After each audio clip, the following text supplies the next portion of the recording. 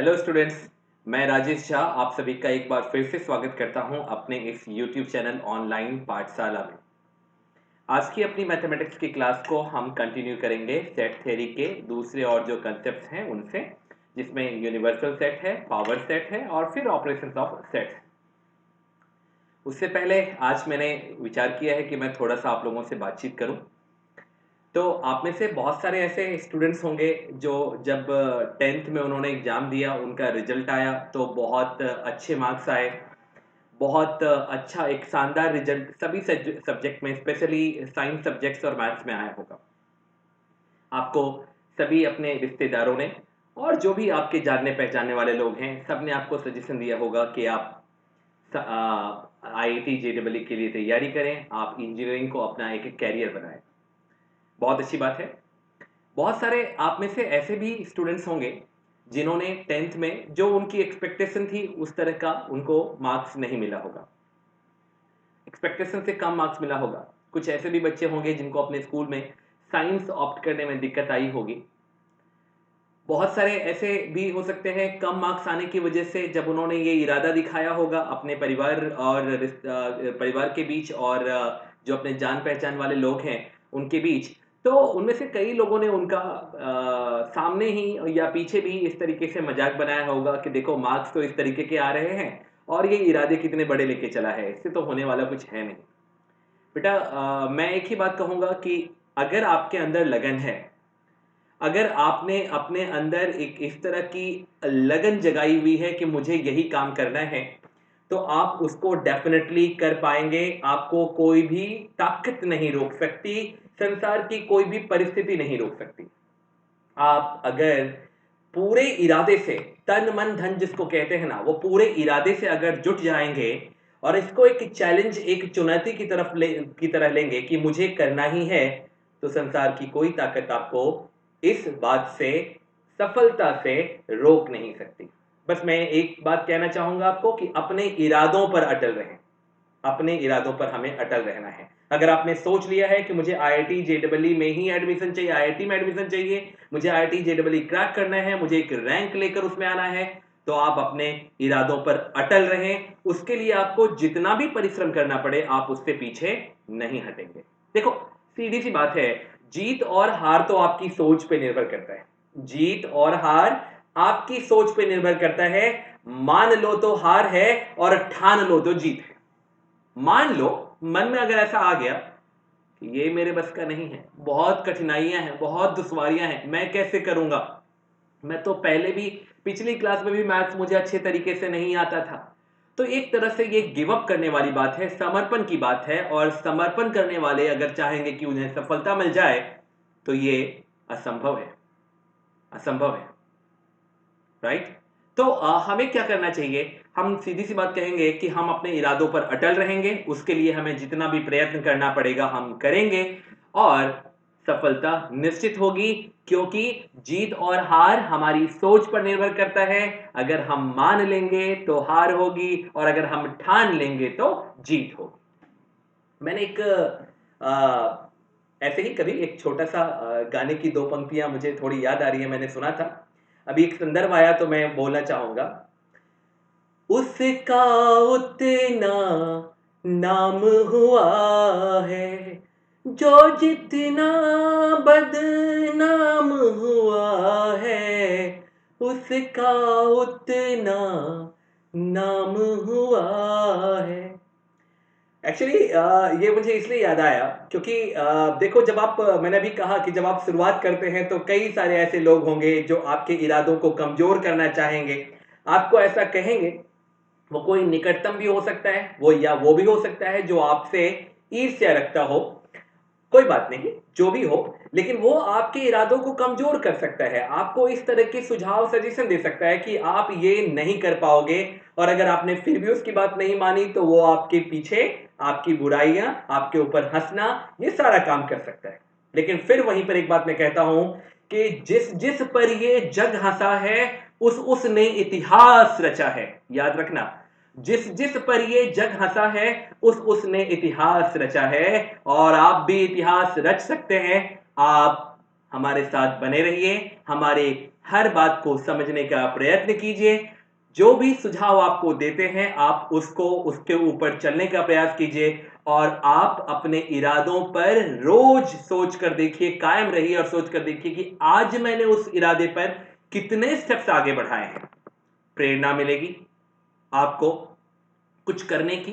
रोज रोज प्रतिदिन सुबह उठते ही आप इस बात के बारे में सोचेंगे कि आज मैंने जो लक्ष्य तय किया है उसकी तरफ मैं कितने कदम आगे बढ़ा हूं। और डेफिनेटली आप धीरे धीरे आपके अंदर एक तरह का आत्मविश्वास, एक कॉन्फिडेंस आने लगेगा और आप इस बात को समझने लगेंगे कि हाँ, ये मुश्किल है पर असंभव नहीं है। Yes, this task is difficult, may be the most difficult for you. Other works can be more easier than this, other career may be more easier than this, but this is not impossible for you. आपने सुना है ना, impossible is also saying I am possible. बहुत common ये बात है, बहुत सारे लोग अपने बातचीत के दौरान कहते हैं कि impossible stands for I am possible, right ना। तो वो बात झूठ नहीं है, वो बात बिल्कुल सच है और ऐसा पॉसिबल है। किसको संभव बनाना है और क्या असंभव है, वो सब हमारे इरादों पर, हमारे उसके ऊपर रेस्पॉन्स करने पर डिपेंड करेगा। यस, आपने जो एक लक्ष्य बनाया है वो लक्ष्य आसान नहीं है। अगर एक स्टूडेंट के लिए मैं कहूं कि उसके लिए सबसे बड़ा चैलेंज क्या है, तो ऑफ कोर्स उसके लिए चैलेंज है अपना कैरियर बनाना। वो सबसे बड़ा उसके लिए चैलेंज है कैरियर अच्छा बनाना। तो अगर आपने कैरियर चुना है कि मुझे आईआईटी जेईई में एडमिशन चाहिए, मुझे मन मुताबिक ब्रांच ऑफ इंजीनियरिंग चाहिए, मैं ये करूंगा, मैं इस तरीके से दुनिया के सामने एक एग्जाम्पल सेट करूंगा, ये सारी बातें अगर आपके मन में है तो उसके लिए आपने एक इतना बड़ा टारगेट अपने लिए सेट किया है, तो फिर हमें उसके पीछे काम तो करना होगा। अरे जब हौसला बना लिया है ऊंची उड़ान का, जब हौसला बना लिया है ऊंची उड़ान का, तो कद देखना बेकार है आसमान का। क्या करोगे कद देख करके? बहुत ऊंचा है कद क्या आईआईटी जेईई का? होगा, होने दो, हमें फर्क नहीं पड़ता, क्योंकि हमने हौसला बना लिया है ऊंची उड़ान का। तो हमारे लिए कद देखना बेकार है आसमान का। बच्चों, मैं जानता हूं कि हम बातें बहुत सारी कर सकते हैं और उन बातों से हमें एक तुरंत टेम्पररी एक मोटिवेशन मिलता है कि मुझे ये करना है, मुझे वो करना है। लेकिन कामयाब वही होते हैं जो हर दिन हर पल इस याद में जलते हैं, इस प्रयत्न में रहते हैं कि मुझे ये करना है, और इसके लिए वो अपनी बाकी सारी चीजों को साइडलाइन कर देते हैं। यही समय है, ये 11th जो होता है ना, बच्चों के मन में होता है कि बहुत मौज मस्ती करनी है यार। 10th तक स्कूल में हम लोगों ने ये सब किया, वो किया, हमें हमेशा हर बात को एक डिसिप्लिन्ड वे में फॉलो करना था। अब हम 11th में आ गए हैं, अब हम मन मर्जी कर सकते हैं, हम ये करेंगे, हम वो करेंगे। ऑफ कोर्स आप सब करेंगे, लेकिन हर चीज को करने का एक वक्त होता है। और मैं ये कहूंगा कि ये वो वक्त नहीं है जब आप स्टडी को फोकस ना करते हुए कोई किसी और चीज को करें। ये पूरा समय है कि हम स्टडी को फोकस करें। हमेशा हम इस प्रयत्न में रहें कि हम किस तरीके से अपने आप को कंसेप्चुअली रिच कर सकते हैं, किस तरीके से हम ये जो एक टफ चैलेंज है पूरे इंडिया वाइड, या मैं ये कहूंगा कि एक ग्लोबल चैलेंज है हमारे लिए, क्योंकि बहुत सारे दूसरे ऐसे भी स्टूडेंट हैं जो हमारे आपके साथ हमारी कंट्री में ना रहते, वे भी इस चीज की प्रिपरेशन कर रहे हैं।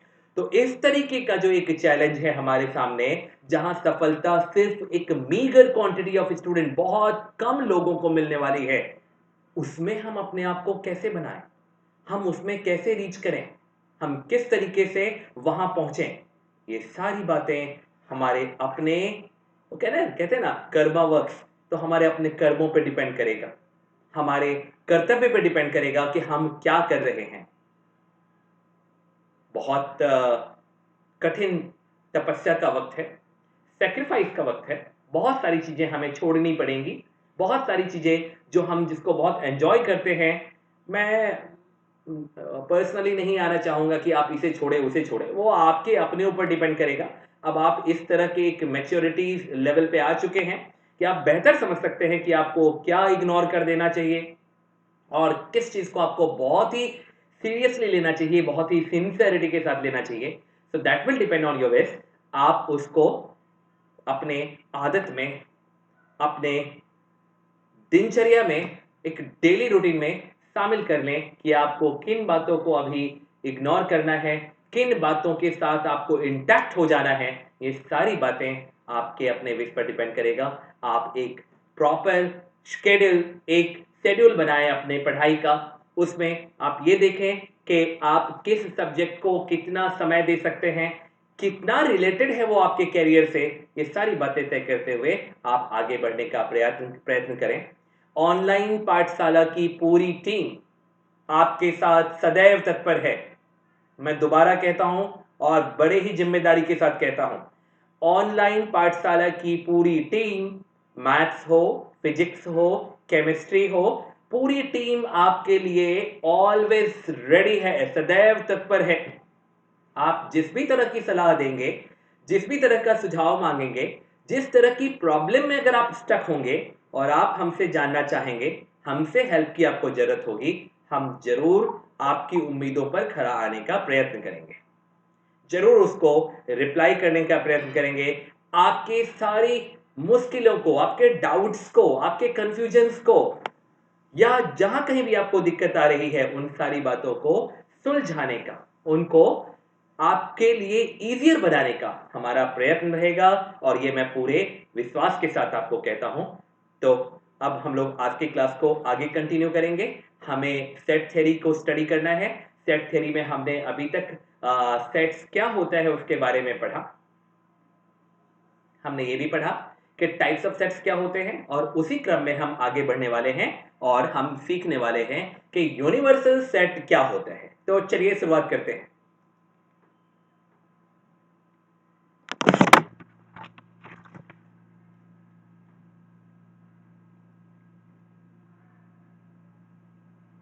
Universal set,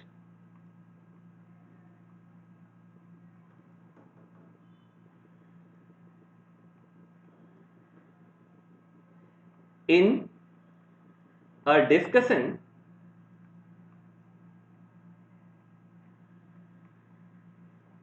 of sets।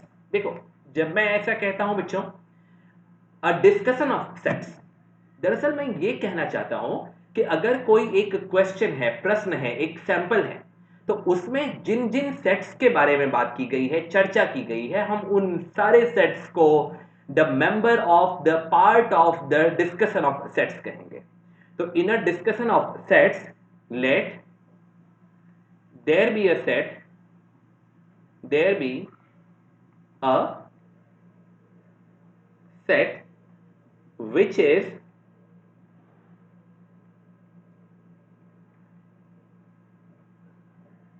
superset।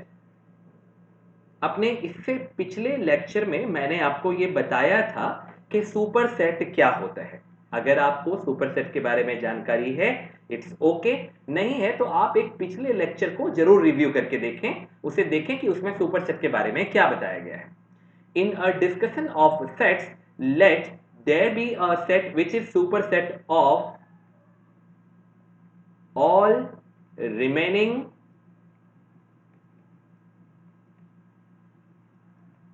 other sets, then this set is known as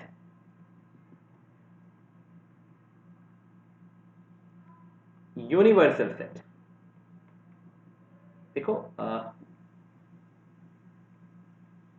एक एग्जाम्पल लेंगे अभी, और उस एग्जाम्पल से हम इस बात को समझ लेंगे। Universal set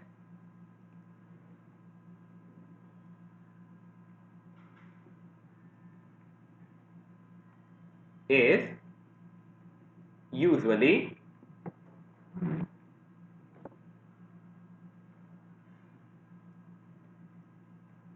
denoted by capital letter of English alphabet you. You से डिनोट करते हैं इसको। And sometimes you can see कि इसको हम कैपिटल लेटर ई से भी किसी किसी ऑथर ने अपनी बुक में डिनोट किया है। अब एक एग्जाम्पल से समझते हैं इसको। मान लो कि in a discussion of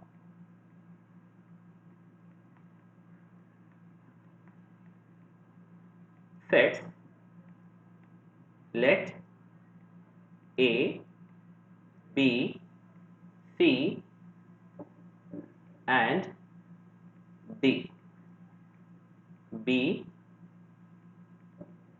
4 sets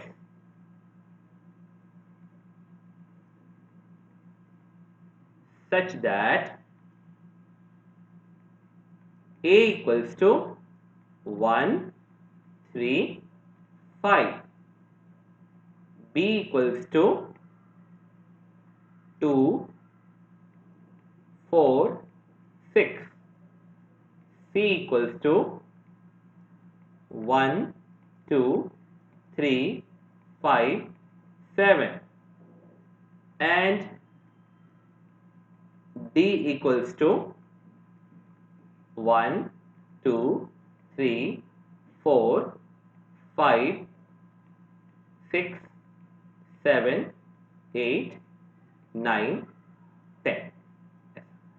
जरूरी नहीं है कि सारे एलिमेंट्स हम लिख ही दें। अगर कोई इस तरीके से भी लिखे ना, D equals to 1, 2, 3 and then एक कंटिन्यूएशन के लिए डॉट डॉट लगाकर और लास्ट एलिमेंट लिख दिया जाए, तो इस बात का भी यही मतलब होता है कि 1 से लेकर 10 तक के सारे एलिमेंट्स को लिस्ट करने की बात की गई है। Right, okay. तो अब मेरा एक क्वेश्चन है आप लोगों से, जरा ध्यान से देखना, स्क्रीन पर देखना। सेट ए के जो मेंबर्स हैं 1, 3, 5, क्या वो सारे मेंबर सेट डी में हैं? क्या जवाब होगा? आप देखेंगे तो आपको दिखेगा कि सेट ए के सारे मेंबर सेट डी में प्रेजेंट हैं। तो क्या हम सेट डी को सेट ए का सुपरसेट कह सकते हैं? आपका जवाब होगा yes, set D is a superset of A. Here D is a superset. देखो सुपरसेट को इस तरीके से दिखाते हैं, सुपरसेट ऑफ ए। फिर मेरा एक क्वेश्चन है कि क्या डी सुपरसेट है बी का? बी का सुपरसेट है? Is D a superset to B? आप कहेंगे ऑफ कोर्स, क्योंकि यहां भी वो बात फॉलो हो रही है, बी के सारे एलिमेंट सेट डी में प्रेजेंट है। क्या सी के लिए भी, सेट सी के लिए भी डी एक सुपरसेट है? ऑफ कोर्स, फिर से वही बात आएगी कि हां, सेट सी का भी सुपरसेट डी है, क्योंकि सेट सी के सारे एलिमेंट्स सेट डी में प्रेजेंट हैं। तो क्या हम ये कह सकते हैं कि D in this discussion the set D is the superset to all other sets? Yes और no? Of course you will say yes. तो यही बात यहां मैंने लिखी थी कि in a discussion of sets let there be some set A, there be some set which is superset to all other remaining sets that is present in that discussion, then the set which is superset to all of the remaining other sets is called universal set of the that discussion। तो यहां पर अगर मैं आपसे पूछूं कि can we say D is a universal set in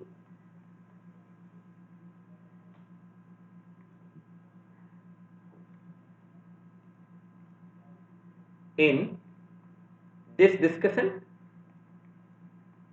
आपका जवाब होगा yes, of course we can say, why not? yes we can। Okay, तो आपको यूनिवर्सल सेट के बारे में समझ में आ गया। देखो कुछ इस तरह के क्वेश्चंस भी आपको दिखेंगे। What kind of set you will propose as a universal set for sets of right angle triangle? अब राइट एंगल ट्राइंगल क्या है, चलिए समझते हैं, नेक्स्ट पर आ जाते हैं। तो देखो, जैसे हमने इस तरीके का एक ट्राइंगल लिया,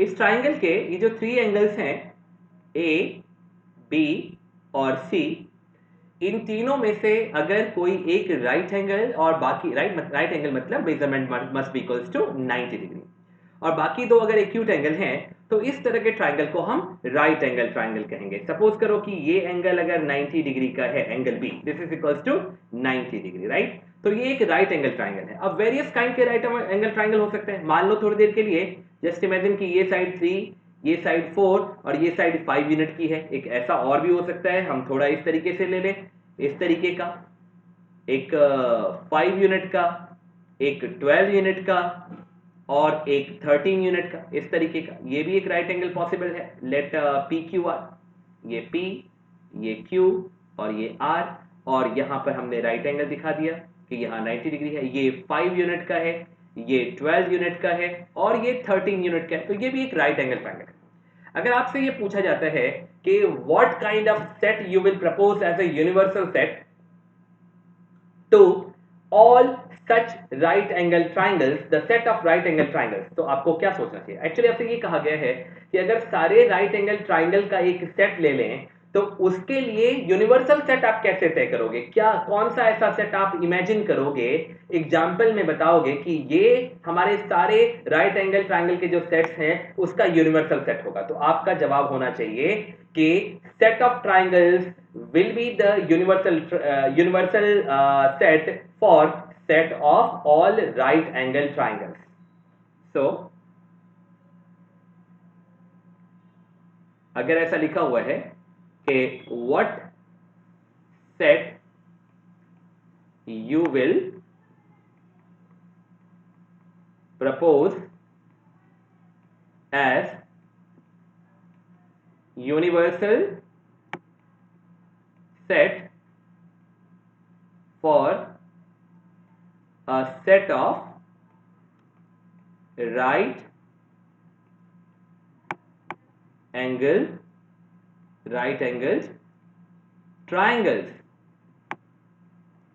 So definitely you will reply that set of triangles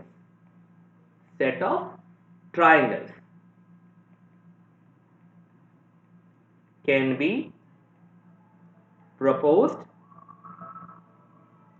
as universal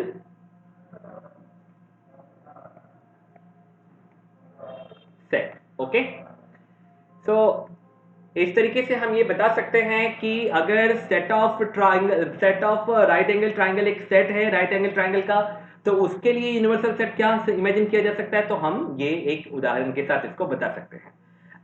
मैं पूरी तरह से ये मानता हूं, मुझे यकीन है, आई होप इट, कि आपको सारी बातें यूनिवर्सल सेट के बारे में समझ में आ गई होंगी। अगर आपको कुछ कंफ्यूजन है किसी भी पॉइंट पर तो आप कमेंट बॉक्स में इस बात को लिख सकते हैं, मैं उसको जरूर रीड करके आपको रिप्लाई करना चाहूँगा अपने अगले लेक्चर में। मैं आपको बता पाऊंगा या आने वाले किसी भी लेक्चर में जब मुझे ऐसा लगेगा कि ये वक्त है इसको रिप्लाई करने का, तो मैं जरूर उसको आपको रिप्लाई करके बताऊंगा, उन कंफ्यूजन को दूर करूंगा। आज की क्लास को अब हम लोग यहाँ समाप्त करेंगे। We will end this class right now. And in next class I will tell you about the power set. What is mean by power set? That is very important, okay, for the point of view of a board also and IIT JEE also. तो power sets के बारे में हम लोग next class में सीखने वाले हैं। सेट थ्योरी की ये जो कारवां है वो हमें इस तरीके से बढ़ाते रहना है। आने वाले समय में set theory completely theoretically complete हो जाएगा। कंसेप्ट के बारे में अगर बात करूं तो सारी बातें आपके साथ क्लियर हो जाएंगी। तब मैं कोशिश ये करूंगा कि आपको प्रैक्टिस के लिए कुछ डीपीपीस वगैरह देने का प्रयत्न करूं, आपको वो अवेल करवाऊं और आप उसे प्रैक्टिस कर सकें। आप अपने भी जरिए से, अपने सोर्स से, आपके पास जो भी इस तरह की बुक्स हो या कुछ ऐसा स्टडी मटेरियल हो जहां से आप इन सब बातों की प्रैक्टिस कर सकते हैं, तो आपको वो करना चाहिए, क्योंकि प्रैक्टिस मेक्स अस परफेक्ट। हम जितनी प्रैक्टिस करेंगे, मैंने अपने एक वीडियो में बताया था कि practice hard is possible for us, right? तो वो हमें करना ही होगा और वो हमें करते रहना चाहिए और आप जरूर करेंगे।